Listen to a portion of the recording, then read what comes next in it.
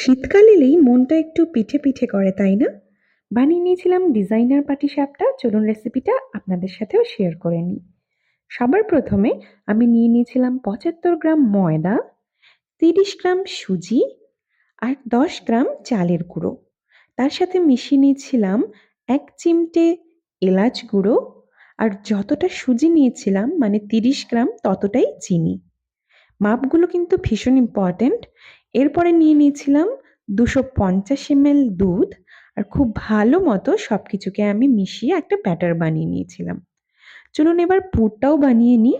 একটা প্যানের মধ্যে আমি নিয়ে নিলাম কুড়োনো নারকেলগুলোকে, দিয়ে দিলাম স্বাদ অনুযায়ী চিনি। সবকিছুকে ততক্ষণ অবধি ভালো মতো মিশিয়ে নেব যতক্ষণ না চিনি খুব ভালো মতো মেল্ট হয়ে যাচ্ছে। চিনি যখন মেল্ট হয়ে যাবে আমি এখানে দুটো গুড়ের সন্দেশ দিয়ে দিচ্ছি ভেঙে, আর দিয়ে দিচ্ছি অল্প একটু এলাচ গুঁড়ো। সবকিছুকে আবারও ভালো মতো মিশিয়ে নেব। গ্যাসের ফ্লেম কিন্তু লোই থাকবে। আমাদের পাটিসাপটার পুর কিন্তু রেডি। এবার যে ব্যাটারটা আমি বানিয়ে নিয়েছিলাম তার কিছুটা আমি একটা বাটিতে তুলে নেব আর তার সাথে মিশিয়ে দেব ফুড কালার।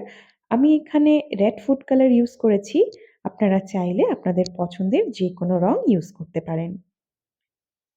আমি খুব ভালো মতো এবার এটাকে মিশিয়ে নেব ব্যাটারের সাথে। এবার চাটুতে আমি অল্প সর্ষের তেল গ্রিস করে নিচ্ছি। একটা ছোট চামচের সাহায্যে যে ব্যাটারটা রং দেওয়া ছিল সেটা দিয়ে আমি ডিজাইনগুলো করে নিচ্ছি এখানে। সাদা ব্যাটারটা আমি ওপরে ছড়িয়ে দেব। অন্য সময় পাটিসাপটা করলে এই ডাবু হাতা দিয়েই কিন্তু আমি একটা গোল শেপ দেওয়ার চেষ্টা করি, কিন্তু যেহেতু অলরেডি নিচে একটা ব্যাটার আছে তাই আমি ঘাটছি না ওপর থেকে, নাহলে কিন্তু ডিজাইনটা নষ্ট হয়ে যেতে পারে। এবার যে পুরটা আমরা রেডি করে রেখেছিলাম সেটাকে এখানে দিয়ে দেব।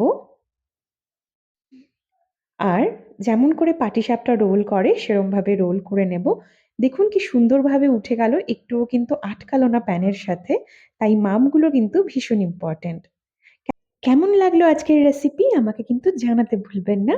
আর এই রেসিপিটি কিন্তু অবশ্যই ট্রাই করে দেখবেন, খুব ভালো লাগবে কথা দিলাম। দেখা হবে পরের ভিডিওতে। টাটা।